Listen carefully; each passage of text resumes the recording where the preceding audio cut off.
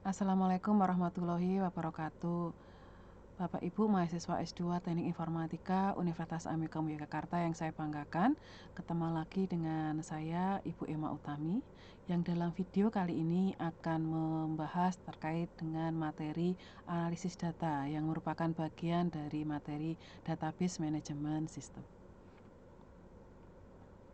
Analisis data merupakan sebuah proses untuk memeriksa, membersihkan, mengubah, membuat pemodelan, dan mengolah data.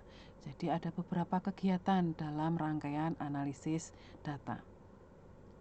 Tujuannya untuk apa analisis data? Tujuannya untuk menemukan informasi yang berharga, di mana karakteristik data bisa difahami dan bermanfaat untuk menemukan akar permasalahan. Sehingga ketika kita akan mencari sesungguhnya ada akar permasalahannya apa, maka kita mengandalkan data. Kita telusuri menggunakan data, sehingga kita menemukan fakta-fakta berdasarkan data-data yang kita analisis. Sehingga dengan adanya analisis data, kita dapat mengambil perencanaan pengambilan keputusan ke depan yang lebih baik terhadap pertanyaan-pertanyaan ataupun permasalahan-permasalahan dalam rangka satu, mengatasi masalah, yang kedua, meningkatkan peluang, yang ketiga adalah meningkatkan kualitas. Di sini saya contohkan yakni studi kasusnya adalah menganalisis data pada pangkalan data pendidikan tinggi atau PDDikti sebagai bentuk bagian dari evaluasi diri prodi. Nah, pangkalan data pendidikan tinggi ini merupakan kumpulan dari data penyelenggaraan pendidikan tinggi seluruh perguruan tinggi yang terintegrasi secara nasional. PDDikti ini merupakan salah satu instrumen pelaksanaan penjaminan mutu. PDDikti ini berubah-ubah namanya ya. Dulu ada istilahnya SBET, ada PDPT, dan ada PDDikti. Nah, ketika kita melakukan suatu analisis data, penting untuk mengetahui bahwa data yang kita analisis itu adalah penting gitu ya. Pentingnya dari mana? Kita harus tahu bahwa misalkan di sini studi kasusnya adalah analisis data PDDikti. Mengapa analisis data PDDikti itu penting? Karena melaporkan PDDikti itu adalah sebuah kewajiban dari perguruan tinggi. Sehingga karena ini wajib hukumnya, berarti ini penting untuk dianalisis. Kewajiban pelaporan PDDikti merupakan prasyarat mutlak penyelenggaraan bagi setiap prodi di setiap kampus, baik perguruan tinggi negeri maupun PTS, apabila proses akademik dan manajemennya diakui oleh pemerintah. Perguruan tinggi wajib melaporkan kegiatan pengelolaannya melalui aplikasi feeder PDDikti. Nah, harapan saya nanti Bapak Ibu ketika menganalisis data, Bapak Ibu juga perlu menyadari bahwa data yang akan Bapak Ibu analisis itu memang penting. Mengapa penting? Nah, itu Bapak Ibu nanti akan harus mencari dasar kuatnya mengapa itu penting untuk dianalisis. Ya. Nah, kalau di sini saya contohkan untuk dasar hukum pelaporan PDDikti itu ada yakni Undang-Undang Nomor 12 tahun 2012, yakni terkait dengan pendidikan tinggi, bahwa PDDikti itu adalah wajib. Nah, sama halnya nanti Bapak Ibu juga saya minta untuk mencari dasar hukum apa sehingga Bapak Ibu itu perlu untuk menganalisis data dari suatu objek data yang Bapak Ibu jadikan bahan sebagai analisis data. Dasar hukum yang kedua adalah Keputusan Dirjen Dikti Kemendiknas RI nomor 34 Dikti Kep tahun 2002. Di sana dikatakan bahwa setiap pelaksanaan pasal 5 Keputusan Menteri Pendidikan Nasional nomor 184 tahun 2001 bahwa perguruan tinggi wajib melaporkan proses belajar mengajarnya setiap program studinya selambat-lambatnya 1 bulan terhitung sejak akhir semester. Nah, sama halnya nanti Bapak Ibu juga saya minta untuk mencari dasar hukum atas bisa dikategorikannya pentingnya suatu objek data yang akan Bapak Ibu analisis. Nah, sekarang Manfaat PD Dikti, satu, memperpanjang izin penyelenggaraan prodi, kemudian mendukung pembukaan prodi baru, yang ketiga sebagai dasar kebijakan Dikti dalam pemberian beasiswa dosen, sertifikasi dosen, pemberian hibah, akreditasi prodi, dan lain sebagainya.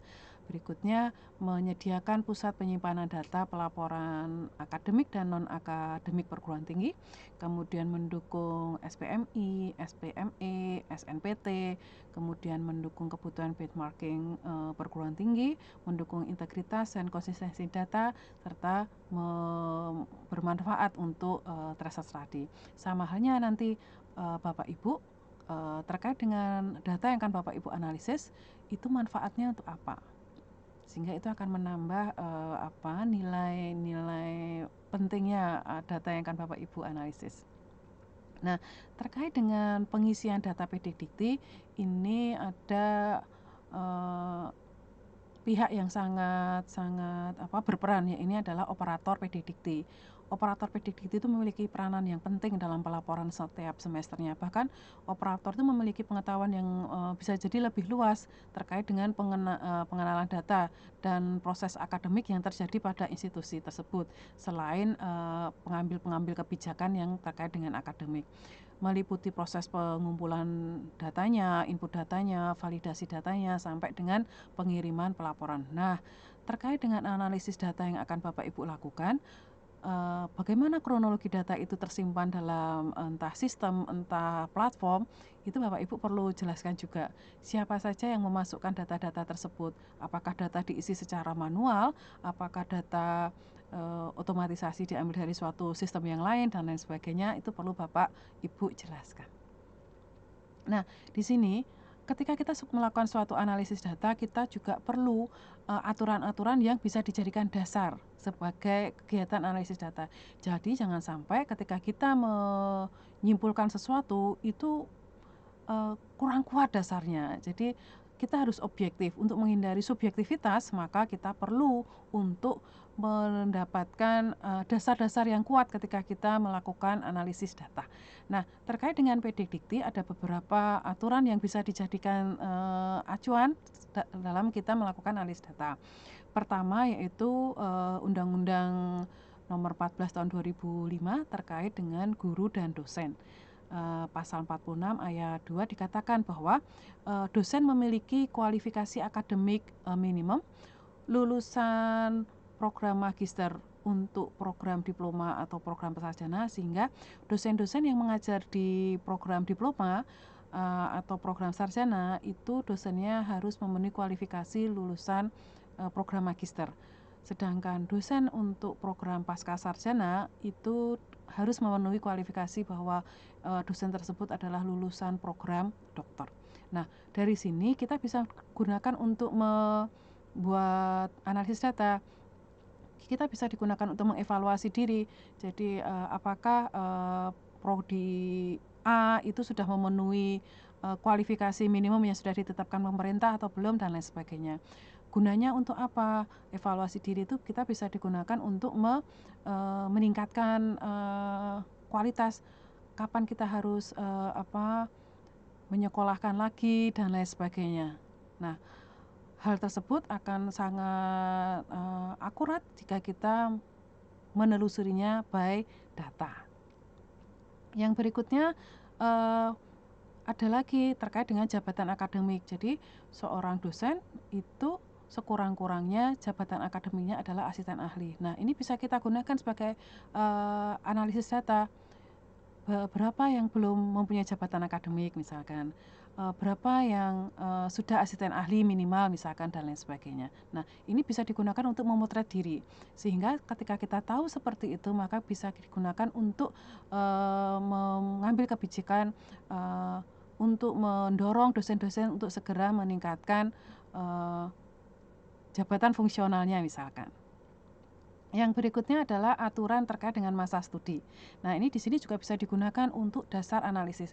Jadi misalkan suatu jenjang di suatu kampus di prodi tertentu, misalkan apakah masa studinya sudah memenuhi standar yang ditetapkan atau belum, dan lain sebagainya. Terkait dengan yang D1, D2, D3, S1, kemudian D4, S2, S3 dan lain sebagainya itu ada masa studi yang sudah ditetapkan oleh Standar Nasional Pendidikan Tinggi. Demikian juga terkait dengan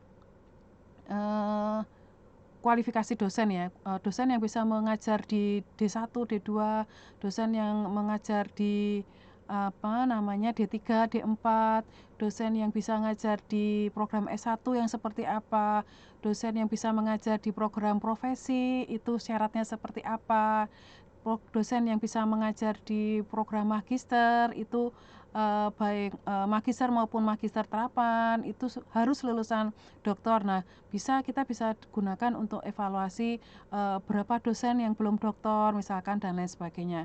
Kita bisa telusuri jika dia sudah dalam proses pengambilan studi S3 misalkan kita bisa mendorong supaya bisa segera diselesaikan supaya kita bisa memenuhi kualifikasi bahwa dosen-dosen S2 sudah semuanya lulus doktor. Yang berikutnya misalkan dosen yang bisa mengajar di spesialis 1, spesialis 2 itu yang seperti apa. Nah, ini syarat-syarat kualifikasi dosen itu bisa digunakan untuk bahan kita mengevaluasi diri, kita analisis datanya supaya kita bisa memotret kondisi kita sejauh mana penyelenggaraan pendidikan tingginya sudah memenuhi kualifikasi yang sudah ditetapkan oleh pemerintah. Terkait juga dengan jumlah dosen tetap. Nah, misalkan kalau ini dulu ya peraturan tahun 2014 itu jumlah dosen tetapnya setiap prodi minimal 6. Nah, misalkan apakah ini sudah terpenuhi dan lain sebagainya. Tetapi Bapak Ibu harus ingat bahwa kita harus selalu update aturan ya. Kalau ini kan aturannya dasarnya adalah yang tahun 2014. Nah, nanti kita harus cermati juga untuk tahun-tahun yang lebih baru itu kalau masih ada perubahan aturan itu juga harus kita ikuti. Ini hanya sebagai contoh saja. Terkait dengan nisbah misalkan kalau dulu di tahun 2015 itu diatur rasionya 1:25. Nah, apakah kita sudah memenuhi seperti itu atau belum? Nah, ini sangat penting untuk bisa kita analisis. Jadi biasanya pelaporan PD Dikti itu kan wajib gitu ya, datanya sudah banyak gitu sejak pelaporan pertama sampai pelaporan yang semester terakhir. Tetapi sangat disayangkan kalau data yang sedemikian banyak itu tidak pernah dianalisis. Tentu saja ketika itu dianalisis akan banyak menemukan hal-hal yang itu akan sangat bermanfaat untuk ternyata selama ini akar masalahnya ini. Ternyata masih punya peluang untuk ditingkatkan. Ternyata ini masih punya peluang untuk bisa memberikan layanan baru dan lain sebagainya ya. Jadi sangat-sangat berguna ketika kita mau peduli untuk menggali data yang sudah kita punyai gitu. Kemudian kita bisa mendapatkan banyak hal yang bermanfaat, banyak informasi yang sangat berharga yang selama ini kita butuhkan. Nah, alur sistem PD Dikti nanti Bapak Ibu juga perlu untuk mencermati untuk alur sistem dari data yang akan Bapak Ibu analisis itu alurnya seperti apa. Nah, misalkan kalau di dalam alur sistem PD Dikti itu adalah masing-masing prodi itu operator PD Diktinya mengisi, kemudian nanti akan integrasikan bersama di perguruan tinggi, kemudian nanti akan integrasikan lagi di tingkat LL Dikti kalau dulu adalah Kopertis, sehingga nanti bisa diakses datanya oleh Dikti, oleh dinas dan lain sebagainya yang akan memberikan hibah, misalkan beasiswa dan lain sebagainya. Nah, terkait dengan jenis sumber data. Nah, untuk studi kasus terkait dengan PD Dikti ini jenis sumber datanya secara umum ada 2, yaitu datanya dari manual. Manual itu adalah catatan, misalnya pencatatan dari kertas gitu. Kemudian ada data-data yang dihasilkan dari perangkat lunak. Nah, data-data yang berasal dari perangkat lunak itu misalkan perguruan tinggi tersebut sudah ada sistem yang digunakan untuk mengelola data akademiknya, entah misalkan termasuk misalkan dari Excel misalkan atau syukur-syukur sudah ada sistem si akadnya gitu ya. Yang berikutnya adalah bahwa ya tadi seperti yang saya sampaikan terkait dengan perangkat lunak bisa jadi dari pengolah datanya misalkan dari Access, dari Excel dan sebagainya, atau syukur-syukur dari sistem informasinya perguruan tinggi tersebut sudah mempunyai sistem informasi akademik sebagai simpanan data penyelenggaraan perkuliahannya. Nah, sama halnya dengan ini, Bapak Ibu nanti saya minta untuk bisa menjelaskan jenis sumber data dari data yang Bapak Ibu analisis. Jadi syukur-syukur jenis sumber datanya itu beragam gitu. Jadi tidak hanya dari satu sumber saja, tetapi juga digabungkan dengan penghasil data yang lain yang masih ada kaitannya dengan data yang akan Bapak Ibu analisis. Nah, kembali lagi ke aplikasi feeder PD Dikti. Secara garis besar itu ada 3 modul utamanya, yaitu yang pertama adalah modul mahasiswa, modul dosen, dan modul perkuliahan. Nah, nantinya Bapak Ibu juga akan saya minta untuk menjelaskan dari sistem atau dari aplikasi atau dari platform yang Bapak Ibu gunakan datanya sebagai bahan analisis, itu ada berapa modul yang ada di dalamnya. Bisa jadi modulnya banyak, kemudian Bapak Ibu saya minta untuk memfokuskan pada modul-modul tertentu saja yang akan Bapak Ibu gunakan sebagai bahan analisis. Nah, kita mulai dari modul mahasiswa. Alur sistem modul mahasiswa meliputi entry data mahasiswa, entry histori pendidikan mahasiswa, histori nilai mahasiswa, dan histori aktivitas perkuliahan. Nah, nanti Bapak Ibu akan saya minta untuk menjelaskan alur sistem dari setiap modul yang Bapak Ibu gunakan sebagai bahan analisis data. Ya, jadi bagaimana alur data itu masuk dari setiap modul yang Bapak Ibu angkat.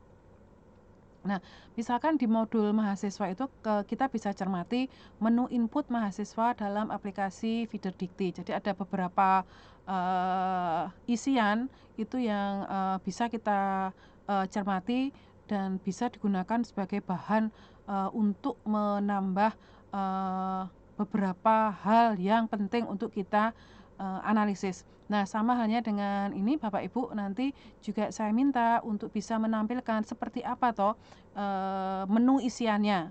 Jadi seperti apa menu isiannya. Bisa jadi Bapak Ibu perlu mendapatkan akses dari aplikasi yang Bapak Ibu gunakan sebagai bahan untuk menganalisis data. Nah, dari antarmuka yang ada di menu input data mahasiswa tersebut dimungkinkan apabila perguruan tinggi tersebut sudah memiliki sistem begitu ya, nanti kemungkinan akan bisa digambarkan relasi tabelnya seperti berikut ini. Nah, ini relasi tabel yang saya buat, saya cermati berdasarkan tampilan-tampilan pada menu input data mahasiswa. Nah, relasi antar tabel ini masih bisa kita diskusikan lebih lanjut ya. Mengapa seperti ini dan lain sebagainya. Bisa jadi setiap orang akan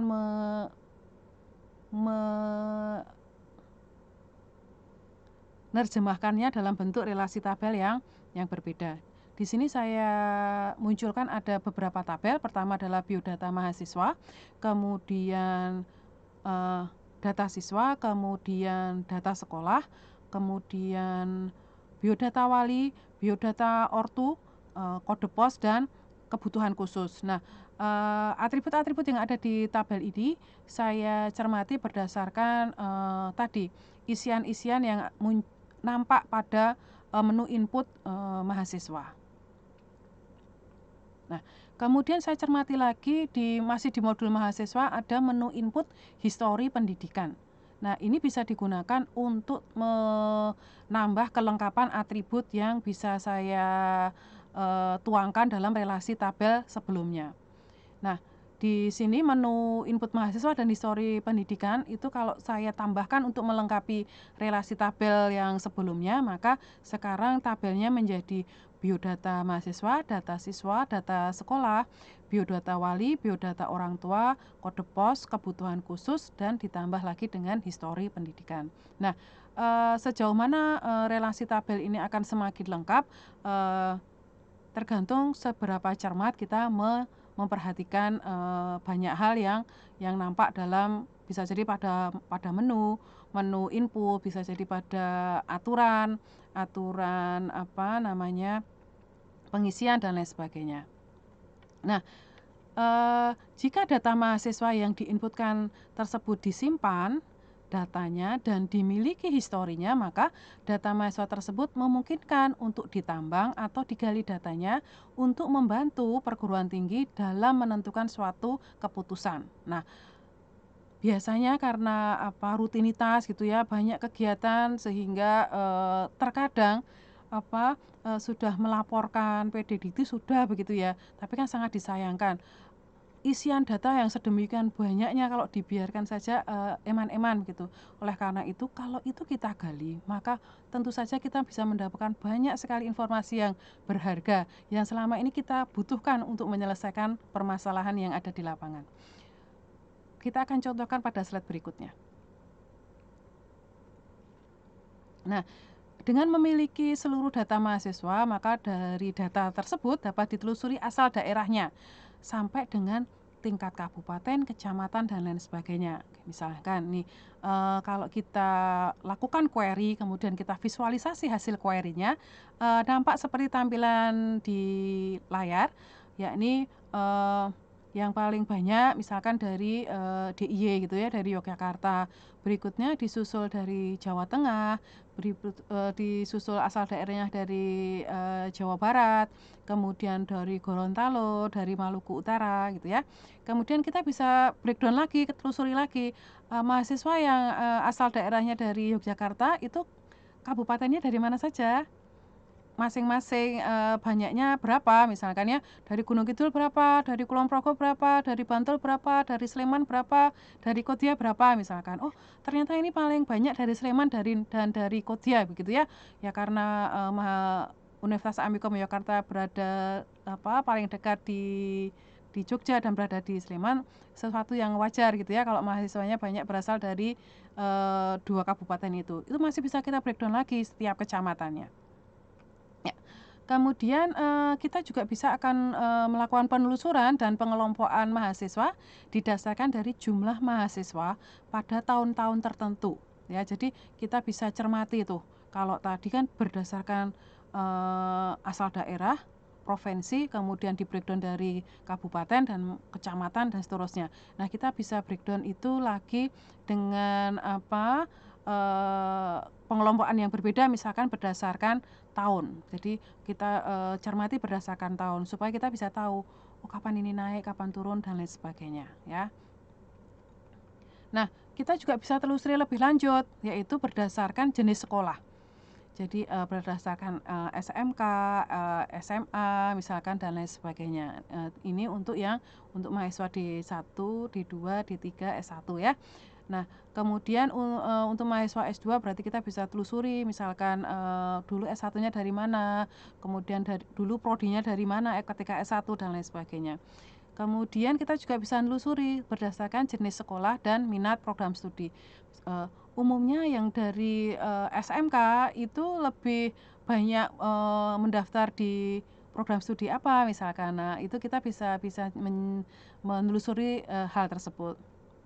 Ya, jadi jika penambangan data tersebut dapat dilakukan, maka akan membantu perguruan tinggi untuk melakukan analisis lebih lanjut dan membantu dalam pengambilan suatu keputusan. Contohnya, untuk memperkuat promosi ke daerah yang telah menyumbang banyak mahasiswa dan meningkatkan ke daerah yang memiliki potensi. Ya, jadi kita akan bisa memotret hal tersebut. Kemudian untuk menjalin kerjasama lebih lanjut dengan sekolah yang menyumbang jumlah mahasiswa dengan apa? Dengan kegiatan penelitian, misalkan bagi guru-gurunya, atau pengabdian pada masyarakat. Yang berikutnya kita juga bisa menentukan target promosi yang disesuaikan dengan prodi, dengan sumber daya yang dimiliki atau dengan skala prioritas lainnya. Jadi kita menelusuri data, kita melakukan penambangan data, kita melakukan pengelompokan data, gunanya untuk apa? Gunanya untuk mempermudah kita pengambilan keputusan, seperti yang, tertampil pada layar ini. Nah, hal serupa juga dapat dilakukan oleh pengambil kebijakan. Hal serupa bisa dilakukan oleh, pemerintah sebagai regulator. Misalkan di sini adalah Kopertis, dulu istilahnya Kopertis ya, ini tahun 2015. Kalau sekarang Dikti ya. Maupun Dikti untuk menelusuri asal daerah mahasiswa per semester per prodi dari suatu perguruan tinggi. Jadi misalkan nih, asal mahasiswa tahun ajaran 2014-2015 semester 1 prodinya namanya Z, kampus namanya ABC. Oh, ternyata di situ ada dua asal daerah terbesar. Ya, ini yang pertama penyumbang terbesarnya adalah Provinsi Y, yang berikutnya penyumbang terbesar keduanya adalah Provinsi X. Nah, kita bisa cermati kampus ABC itu provinsinya ada di mana. Wajar kalau provinsi dari kampus ABC ada di Provinsi Y. Jika tidak, nah itu kan ada penelusuran lebih lanjut. Gitu Bapak Ibu ya. Yang berikutnya adalah penelusuran dan penggalian data mahasiswa juga dapat dilakukan pada berapa banyak mahasiswa yang memiliki KPS yang bisa digunakan untuk menjaring atau menentukan beasiswa. Bapak Ibu, terkadang kita cermati ya, ketika kita mengisi data gitu ya, ketika mendaftar apapun kepentingannya, terkadang banyak hal yang kita ditanyakan. Nah, tetapi apakah semua hal itu akhirnya diolah datanya? Sama halnya ketika pendaftaran mahasiswa baru, itu ada isian terkait dengan KPS. Nah, KPS yang kita tanyakan pada mahasiswa baru itu sesungguhnya diolah nggak datanya? Digunakan nggak untuk mengambil kebijakan kampus dan lain sebagainya? Itu bagus. Jadi kadang banyak hal ditanyakan, tetapi mungkin ada beberapa hal yang terlewatkan, tidak kita cermati gitu ya, tidak dianalisis datanya. Berapa banyaknya mahasiswa yang memiliki kebutuhan khusus? Nah, sering ditanyakan terkait dengan kebutuhan khusus. Nah, ini bisa diolah datanya, digunakan untuk menetapkan keputusan di mana saja, layanan apa saja yang perlu ditingkatkan untuk bisa mensupport teman-teman yang memiliki kebutuhan khusus supaya proses belajar mengajarnya nyaman. Yang berikutnya penggalian data pada data orang tua atau wali mahasiswa, seperti pengelompokan mahasiswa berdasarkan atas pekerjaan orang tua atau wali. Nah, misalkan ini bisa digunakan untuk mensupport penentuan beasiswa.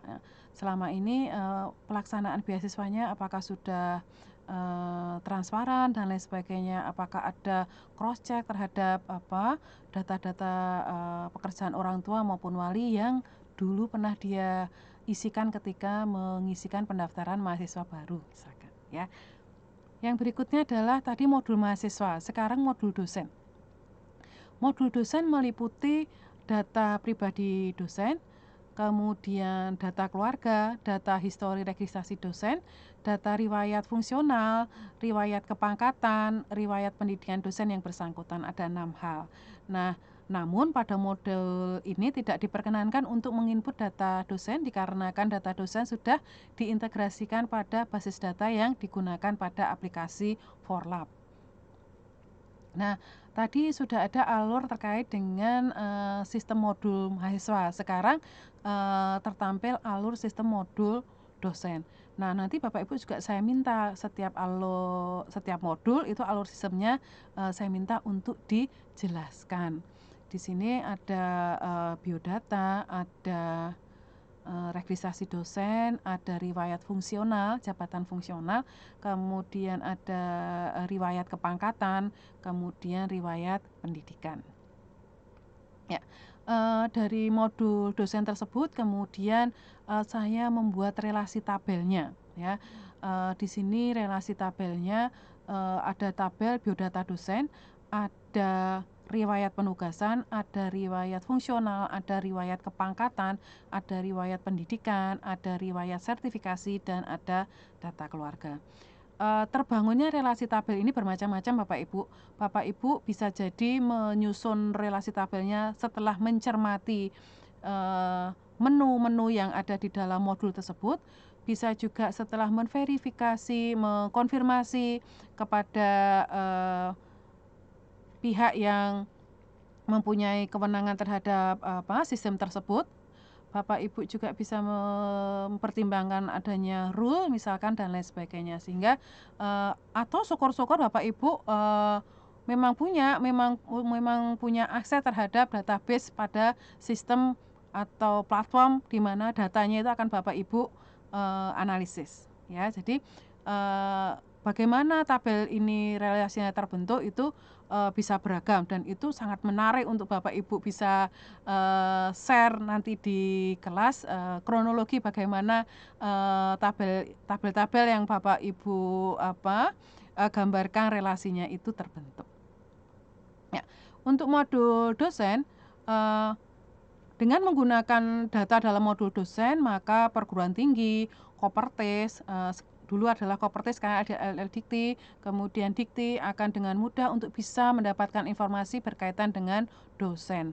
Jadi kita jadi tahu berapa jumlah dosen berdasarkan jabatan fungsionalnya, berdasarkan jenjang pendidikannya, berdasarkan umur, berdasarkan sertifikasi.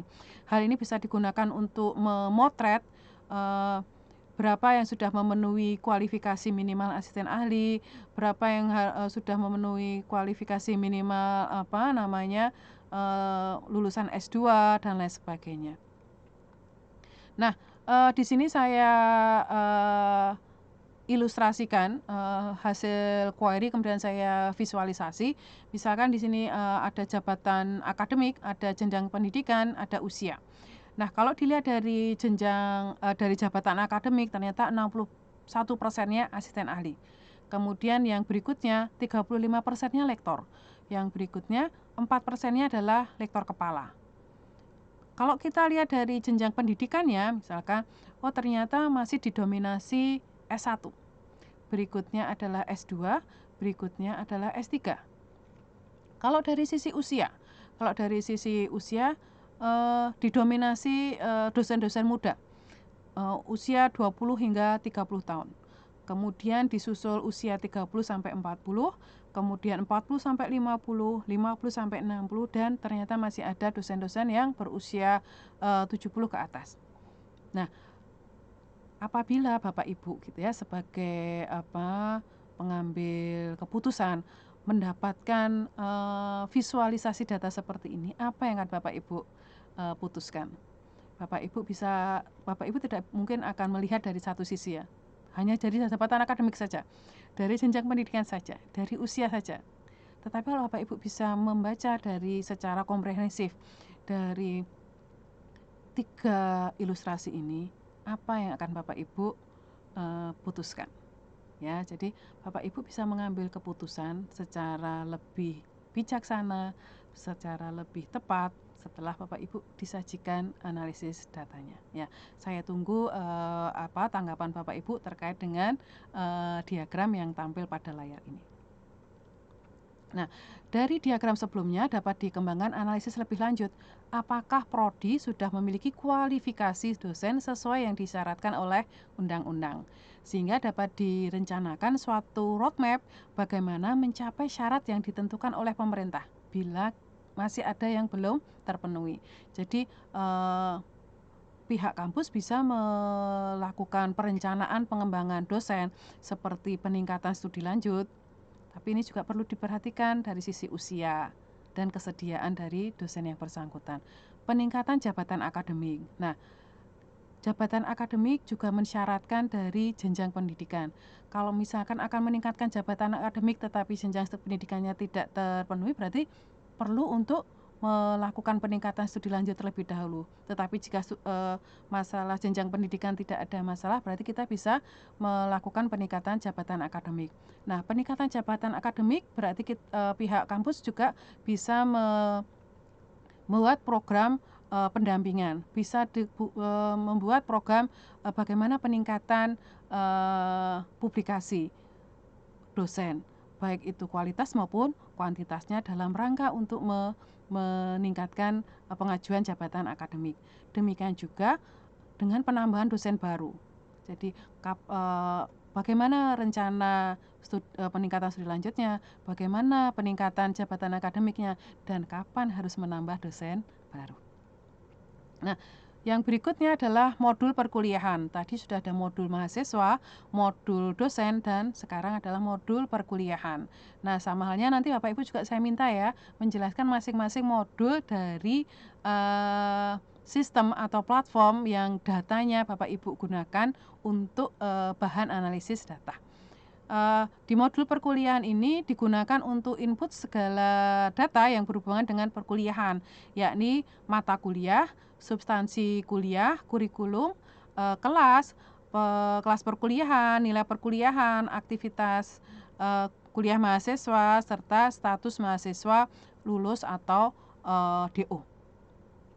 Nah, demikian alur sistem modul perkuliahannya tadi ya, mulai dari entry mata kuliah, kemudian setting semester yang berlaku, kemudian entry kurikulum, tambah mata kuliah untuk kurikulum, entry kelas perkuliahan, menambah aktivitas mengajar dosen untuk kelas perkuliahan, input KRS peserta kelas, kemudian input skala penilaian pada program studi, kemudian input nilai mata kuliah, kemudian entry aktivitas perkuliahan mahasiswa, kemudian entry status mahasiswa terkait lulus DO. Lulus maupun DO. Nah, kemudian kita bisa cermati di modul perkuliahan untuk menu input mata kuliah. Nah, hal ini sangat penting untuk kita cermati hal-hal apa saja yang dicatat, bagaimana pencatatannya, dan lain sebagainya. Di sini juga pada menu input kurikulum dan modul perkuliahan yang berkaitan dengan kurikulum, perkuliahan, dan aktivitas mengajar dosen. Nah, dari tampilan-tampilan yang tertayang pada layar sebelumnya, maka data-data input pada modul perkuliahan bisa digambarkan pada relasi tabel seperti ini. Ada KRS, ada kurikulum, ada mata kuliah, ada perkuliahan, ada biodata dosen. Ini nanti nge-link ke relasi tabel modul dosen, kemudian ada kelas, ada program studi, dan ada silabus mata kuliah.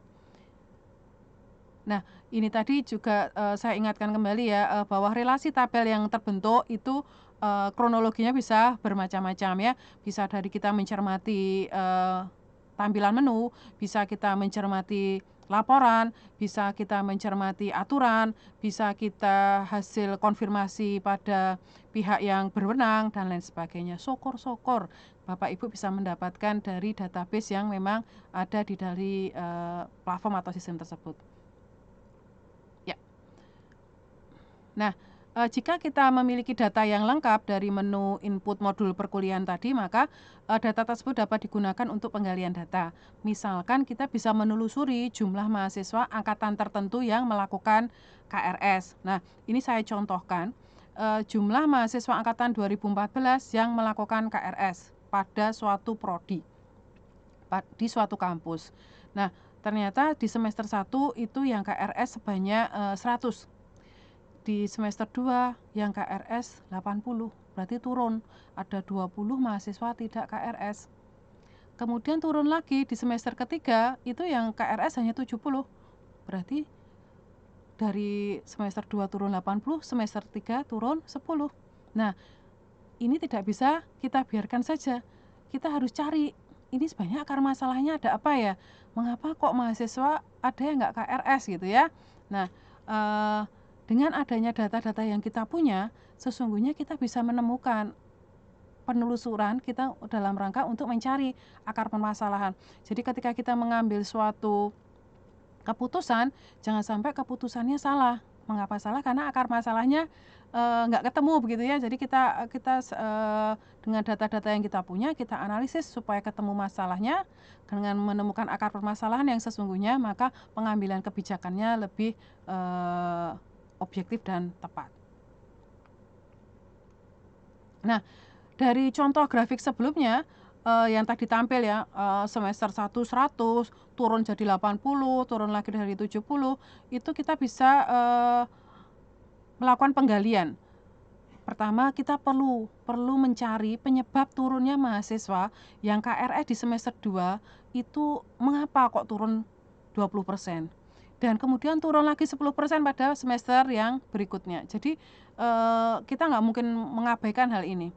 Kemudian kita juga bisa melakukan penggalian berapa banyak dari mahasiswa angkatan 2014 yang tidak lulus lebih dari 2 mata kuliah di semester 1. Ingat Bapak Ibu bahwa mahasiswa semester 1, S1 maupun D3 maupun D1 maupun D2 itu adalah anak-anak lulusan SMA, di mana sejak TK, SD, SMP, SMA itu kan teratur hidupnya ya, sekolah dari pagi sampai siang atau sampai sore gitu ya, setiap harinya gitu. Kemudian kelasnya juga berubah-ubah, gurunya yang mencari gitu ya, gurunya yang masuk kelas. Kalau di lingkungan perkuliahan kan berbeda ya, bisa jadi tidak setiap hari kuliahnya, bisa jadi tidak setiap pagi kuliahnya ya, bisa jadi setiap hari itu kuliahnya dari pagi saja kemudian sore hari misalkan, kelasnya pindah-pindah misalkan ya, dan dosennya berbeda-beda. Itu kan merupakan perlu adaptasi hal tersebut bagi mahasiswa semester 1. Sehingga mengapa perlu untuk menelusuri ada berapa mahasiswa di semester 1 yang kemudian tidak registrasi di semester 2 yang tidak lulus 2 mata kuliah. Karena kalau di kehidupan pendidikan mereka sebelumnya dari TK sampai SMA itu kan tidak ada sistem tidak lulus di suatu mata pelajaran. Jadi hanya misalkan ya, kalau ada sekolah yang menerapkan naik tidak naik, itu kan akumulasi, bukan bukan tidak lulus di mata pelajaran apa begitu ya. Nah, sedangkan perkuliahan itu tidak lulusnya di status lulus tidak lulusnya ada di suatu melekat pada mata kuliah. Nah, itu kan sesuatu yang perlu kita perhatikan juga bagi mereka. Karena bisa jadi tidak lulusnya itu itu menjadi menjadi beban pikiran tersendiri bagi mereka. Kemudian jika ternyata cukup banyak mahasiswa yang tidak lulus pada mata kuliah tertentu gitu, ada kaitannya enggak dengan KRS? Jadi kita ingin mengetahui apakah mereka tidak registrasi di semester berikutnya itu karena adanya mata kuliah yang tidak lulus yang telah mereka tempuh. Ya, kita kemudian akan menelusuri permasalahan tersebut adalah bagaimana sebaran nilai dari mata kuliah yang banyak tidak lulus tersebut ya. Jadi pertama adanya kita mendapatkan informasi awal bahwa suatu angkatan di prodi tertentu di semester 2-nya yang KRS turun. Semester 2 turun lagi. Nah, kita akan cermati mata kuliah yang banyak tidak meluluskan di semester 1 atau mahasiswa-mahasiswa yang tidak KRS-an di semester 2 itu apakah dia memang mengalami banyak tidak lulus di mata kuliah di semester 1-nya. Nah, kita akan cermati itu. Kita cek sebaran nilai dari mata kuliah yang banyak tidak lulus. Jadi mata kuliah apa aja toh yang banyak nggak lulusin mahasiswa semester 1. Nah, kita cermati sebaran nilainya.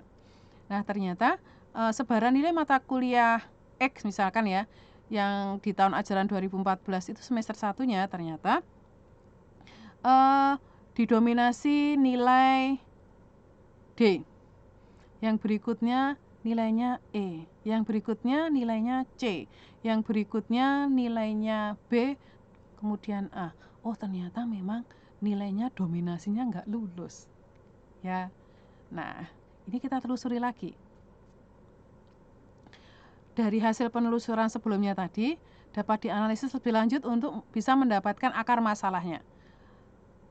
Apa yang menjadi latar belakang dari sebaran nilai tersebut? Yang berikutnya, siapa dosennya?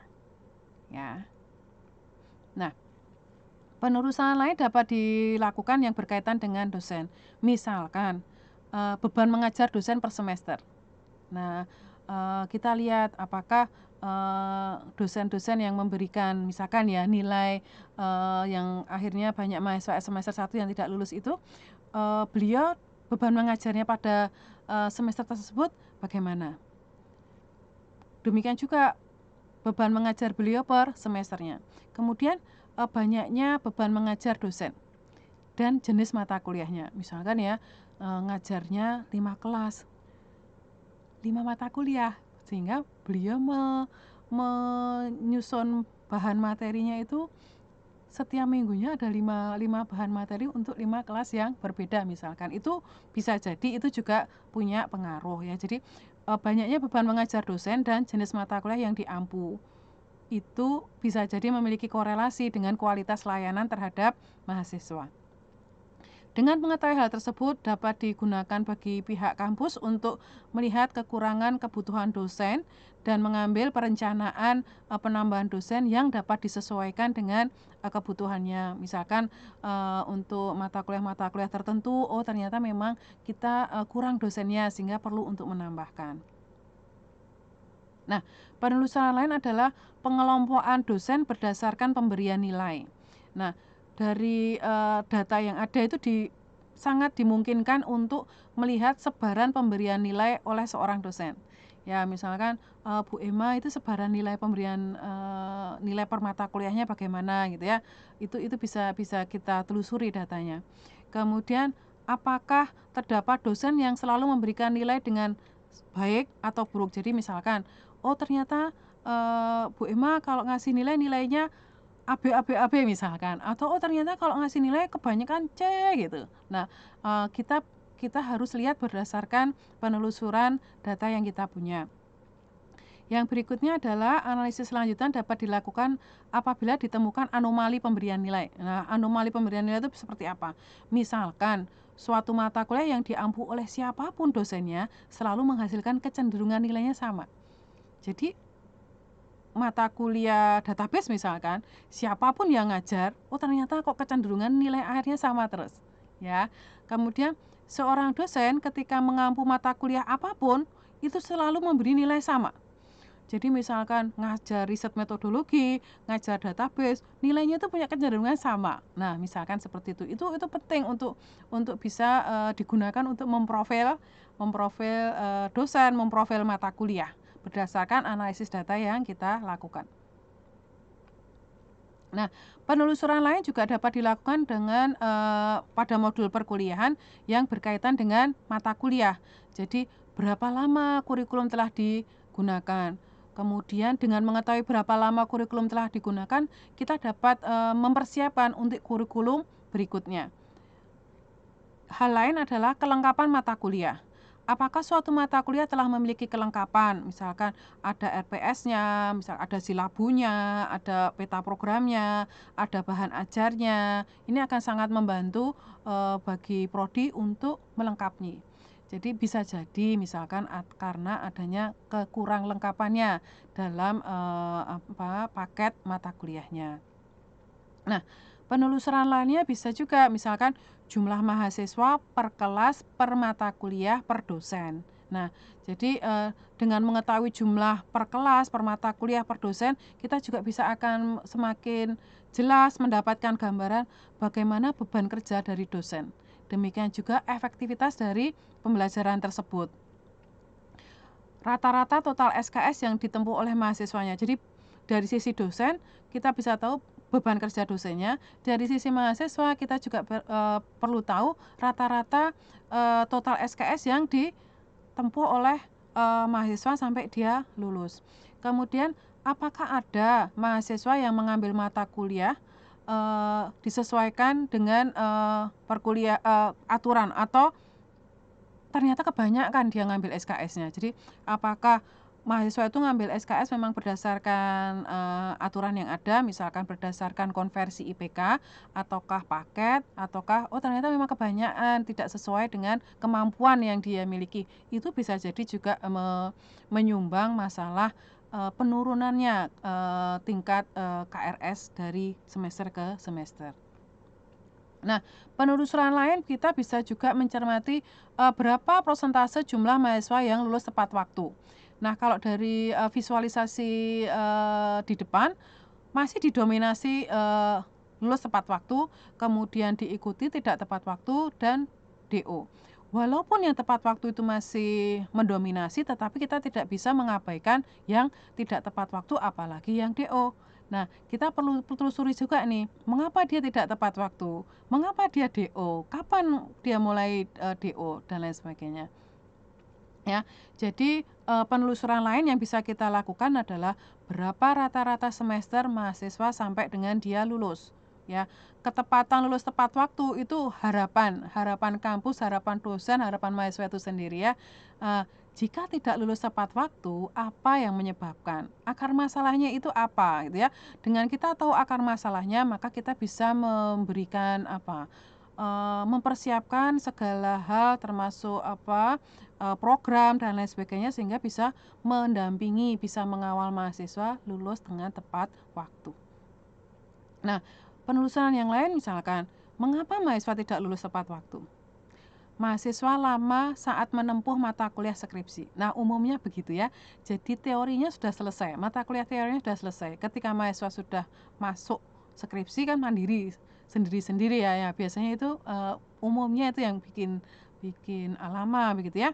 Kemudian hal yang lain adalah mengulang mata kuliah tertentu sampai berkali-kali. Jadi bisa bisa jadi mahasiswanya itu KRS-an terus, di mana KRS-nya itu isinya adalah skripsi aja, tapi nggak berprogres bisa jadi. Nah, ini akan kita cari, masalahnya apa. Kemudian bisa juga mahasiswa tuh ngulang mata kuliah berkali-kali dan mungkin dia tidak ikut ujian sehingga, apa, tidak lulusnya dia di suatu mata kuliah ya karena dia nggak ikut ujian misalkan. Nah, ini bisa kita kita lihat, catatan datanya.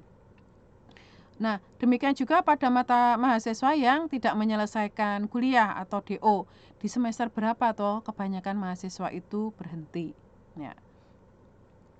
Evaluasi mahasiswa dilakukan per semester sehingga penanganan terhadap mahasiswa, dosen, dan perkuliahan dapat dilakukan lebih cepat dan tepat. Jadi memang analisis data itu seharusnya terjadwal ya, harusnya rutin dilakukan. Tidak hanya ketika ada masalah kemudian kita nelusuri datanya seperti apa ya. Jadi contohnya terdapat mahasiswa yang selalu melakukan KRS tetapi tidak mengikuti ujian. Jadi KRS saja tapi ujiannya nggak pernah misalkan ya, sehingga dapat diambil perencanaan ke depan yang lebih baik. Nah, bagus itu kalau itu termonitor gitu ya. Jadi apa, jangan sampai, yang seperti ini kita nggak tahu gitu ya karena, tidak dilakukannya analisis data. Nah, dari slide saya sebelumnya terdapat beberapa contoh visualisasi data yang tujuannya untuk mempermudah penyajian dan lebih mudah memahamkan, pemahaman terhadap datanya. Nah, visualisasi data itu, bisa berupa grafik, bisa berupa plot, bisa berupa diagram, diagram juga bisa macam-macam bentuknya, atau penggambaran-penggambaran yang lain. Jadi, untuk apa? Karena biasanya kalau kita hanya narasi saja itu, kurang kurang efektif dalam memahamkan, akan lebih lebih, cepat paham jika, data-data yang kita telusuri itu kita sajikan, dalam bentuk visualisasi data ya, baik dalam bentuk grafik, plot, diagram, ataupun yang lainnya. Nah, untuk visualisasi data sendiri dapat meliputi 5 modul, mulai dari transformasi dan analisis data, filtering, mapping, rendering, kontrol antarmuka, dan lain sebagainya. Jadi, tahapannya yang dilalui umumnya ada, 5. Nah, untuk visualisasi data, pengumpulan data dapat melalui data yang diberikan secara manual atau melalui, otomatisasi. Nah, tadi saya sebutkan di atas ya, bahwa, sumber datanya itu beragam, bentuknya pun bisa beragam ya, tetapi itu tidak menjadi kendala kita untuk tidak melakukan analisis data. Data yang diberikan dapat berupa data yang sudah terolah atau mentah yang masih memerlukan pre-processing seperti pembersihan data, ya. Jadi bisa jadi Bapak Ibu datanya dapatnya banyak, tetapi setelah Bapak Ibu lakukan pembersihan, setelah Bapak Ibu lakukan, normalisasi, datanya akan berkurang. Nah, itu juga perlu untuk Bapak Ibu cermati.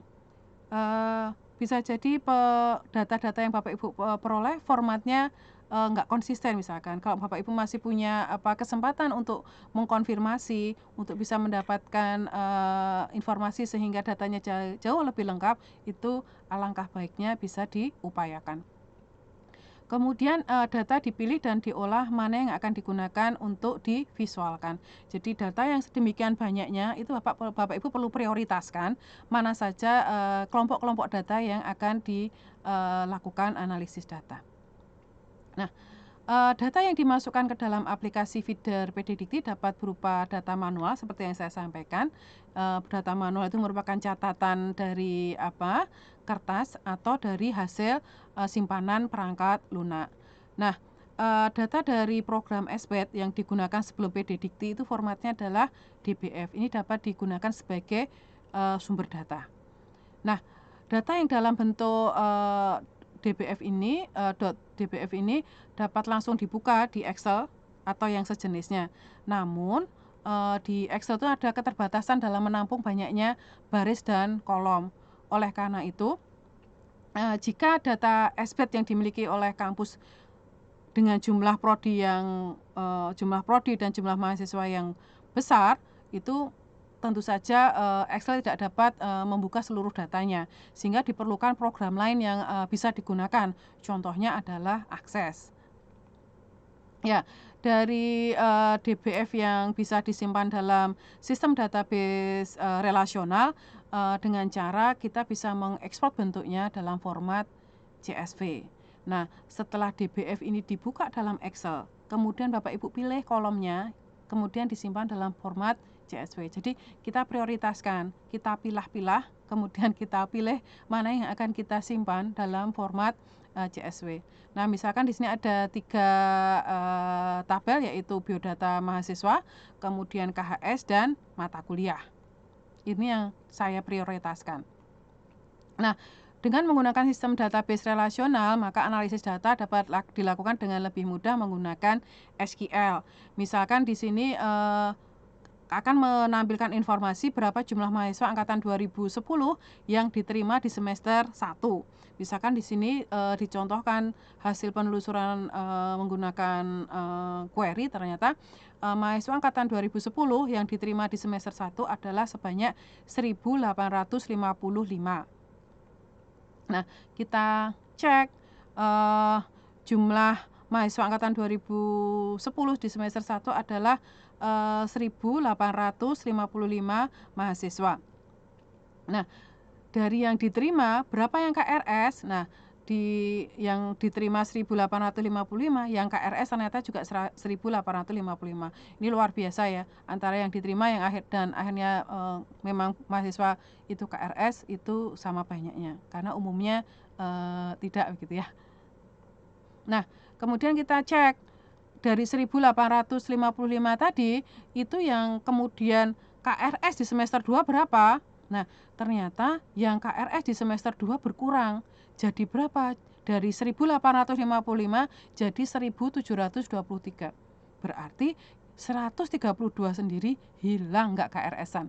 Nah, ini jumlahnya sangat besar gitu ya. Nah, kita telusuri.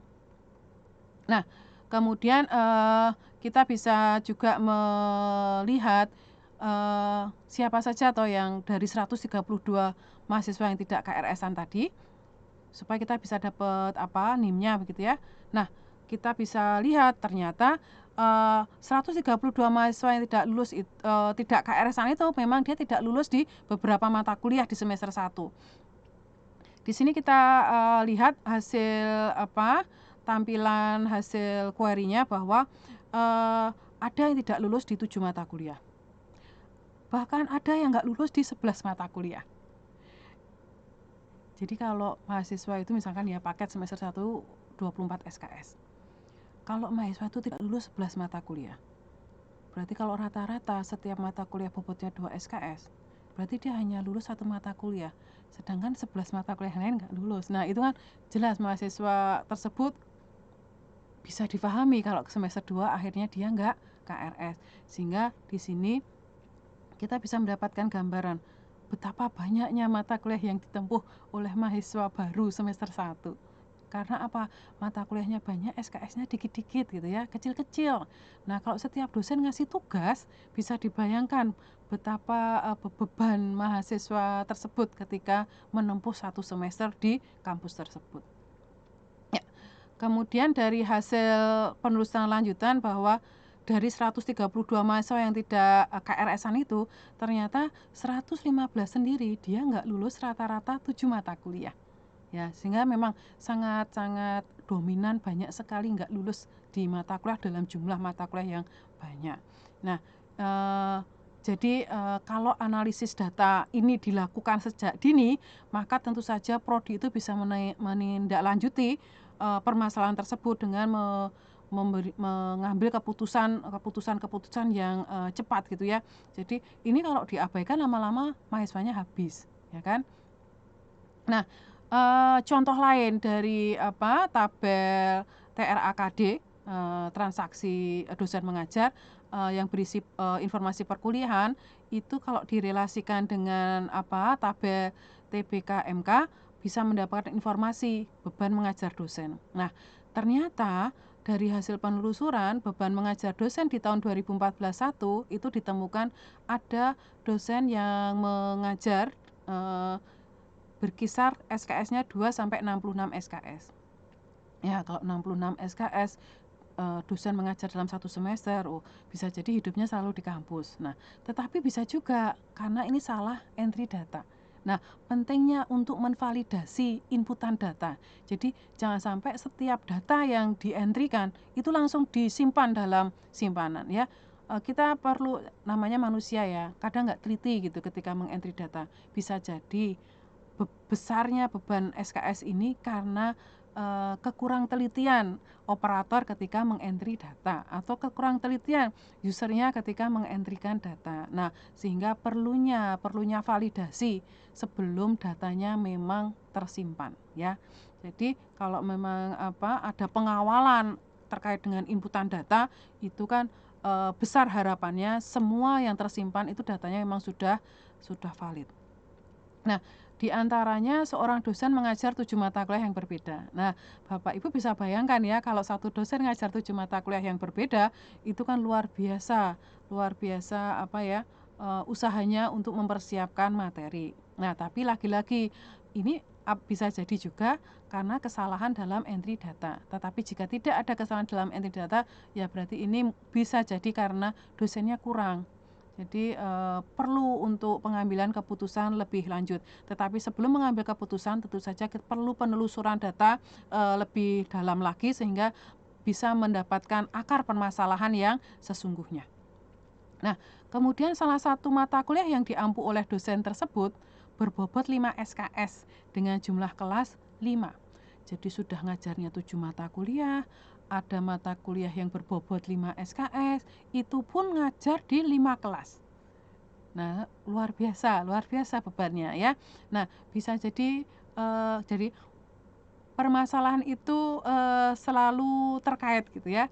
Jadi ketika kita memandang suatu permasalahan, kita perlu melihat hal-hal lainnya. Jadi dengan kita komprehensif ketika memandang suatu permasalahan, kita telusuri lebih dalam supaya kita bisa mendapatkan akar masalahnya apa sesungguhnya.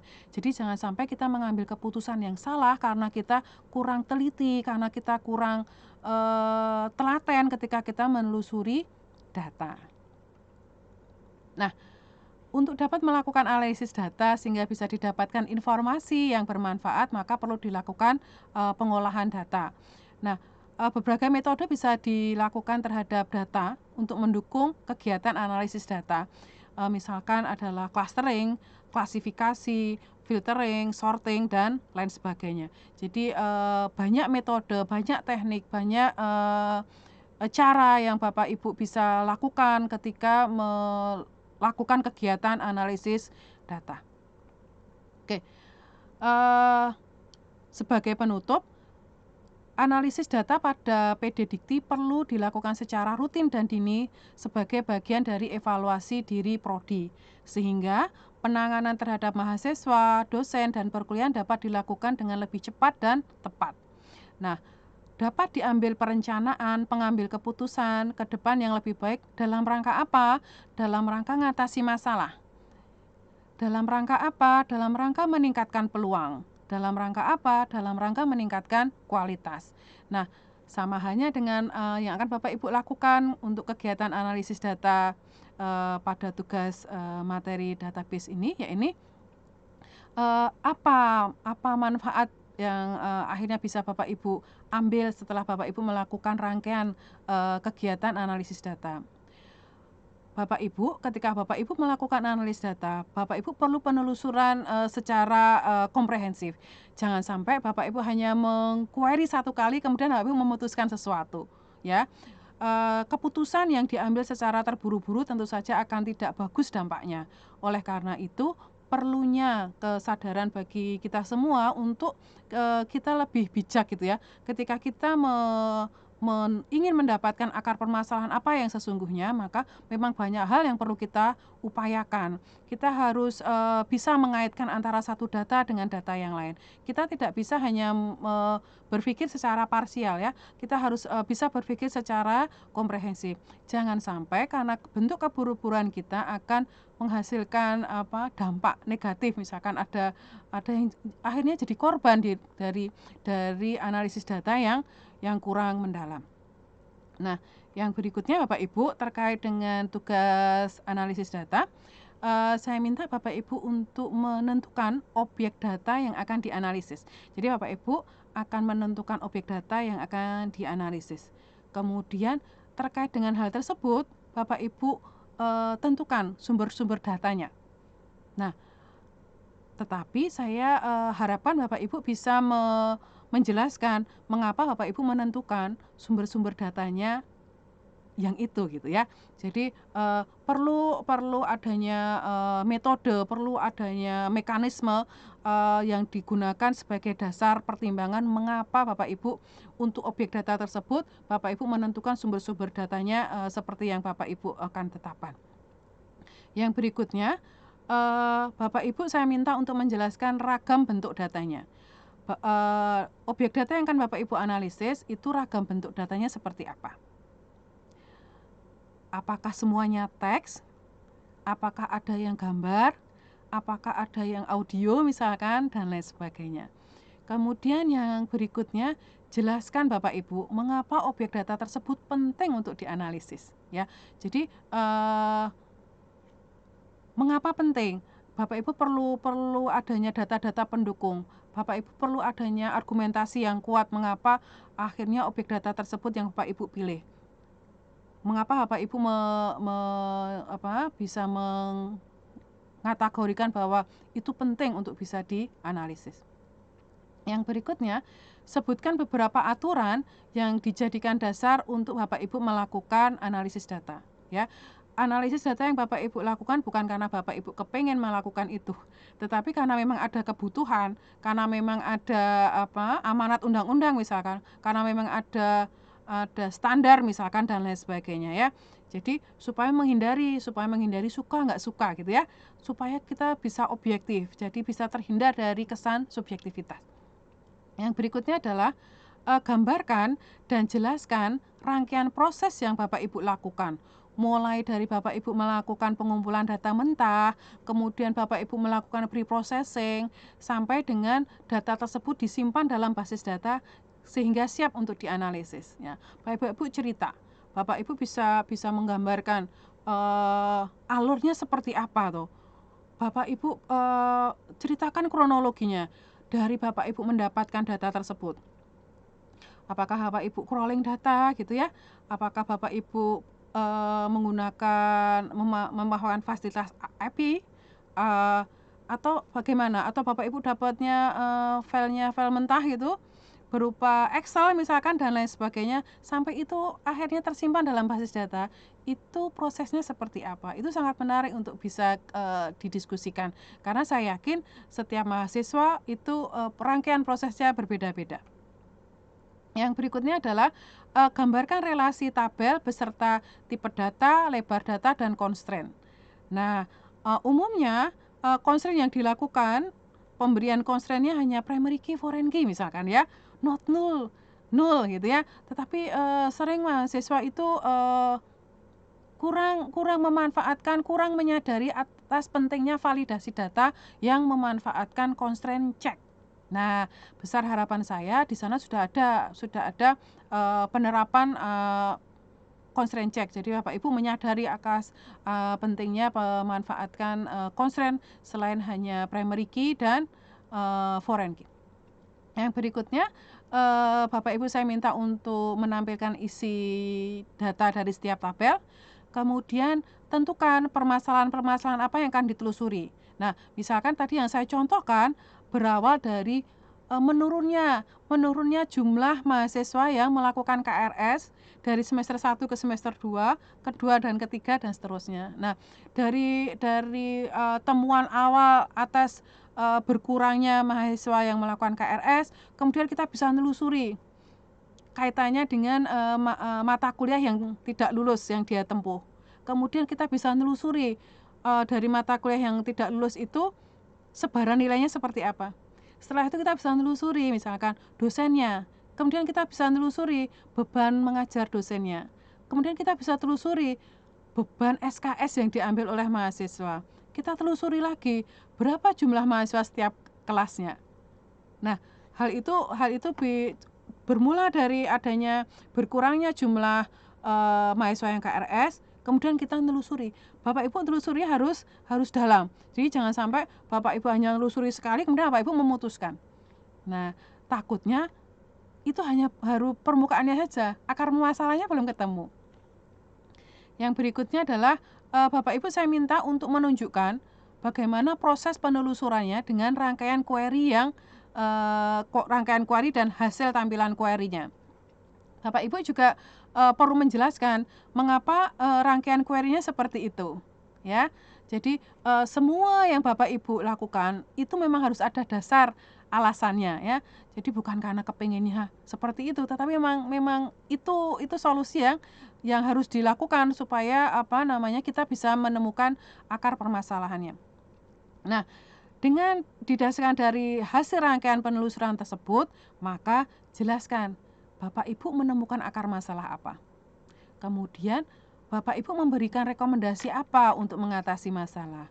Kemudian Bapak Ibu memberikan rekomendasi apa untuk meningkatkan peluang. Dan terakhir Bapak Ibu memberikan rekomendasi apa untuk meningkatkan kualitas. Bapak Ibu yang perlu diingat bahwa apapun rekomendasi yang Bapak Ibu berikan harus ada kaitannya dengan data yang dianalisis. Jadi jangan sampai antara hasil analisis dengan rekomendasi nggak ada hubungannya. Ya, jadi ini ibaratnya ketika kita melakukan rangkaian query, kita tidak bertanya dengan pemilik datanya ya, tetapi kita memang fokus menganalisis data dari objek data yang kita peroleh. Nah, rekomendasinya harus relevan, harus sinkron, harus berdasarkan dari data-data yang kita analisis. Jangan sampai Bapak Ibu merekomendasikan sesuatu yang itu tidak ada kaitannya dengan analisis data yang Bapak Ibu lakukan. Begitu Bapak Ibu. Hal-hal yang bisa kita diskusikan. Besar harapan saya di pertemuan berikutnya Bapak Ibu sudah ada progres yang bisa di-share di kelas untuk bisa kita cermati bersama, sharing pengalaman, diskusi bersama. Sehat terus Bapak Ibu, saya cukupkan sampai di sini video terkait materi analisis data ini. Semoga bermanfaat. Assalamualaikum warahmatullahi wabarakatuh.